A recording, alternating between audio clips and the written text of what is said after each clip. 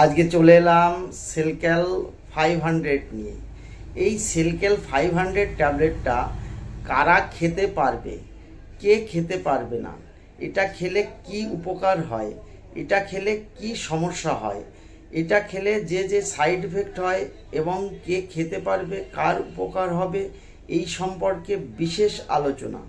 আপনারা ভিডিওটা স্কিপ করবেন না, স্কিপ না করে সম্পূর্ণ ভিডিওটা দেখুন। দেখলে সেলক্যাল 500 mg ট্যাবলেটে খেলে কি কি উপকার হয় এবং কি কি ক্ষতি হয় আপনারা সম্পূর্ণ বিষয়টা জানতে পারবেন। আপনার কি জয়েন্ট পেন আছে বা কোমরে ব্যথা আছে, তাহলে আপনি অবশ্যই ব্যবহার করতে পারেন সেলক্যাল 500 mg ট্যাবলেটটা।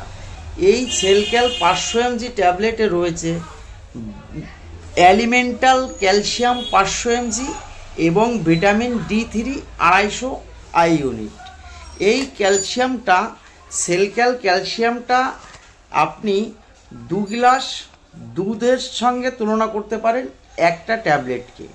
2 গ্লাস দুধ খেলে মানুষের শরীরে যতটুকু ক্যালসিয়াম তৈরি হয়, ঠিক একটা ক্যালসিয়াম ট্যাবলেট খেলে সেলক্যাল খেলে সেম একই কাজ হয়।